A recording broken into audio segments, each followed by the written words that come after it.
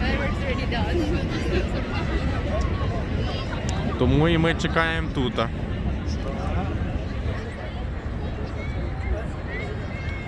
Поки всі свалять, там вже майже нікого нема. Ну а там, звісно, трошки переповнено.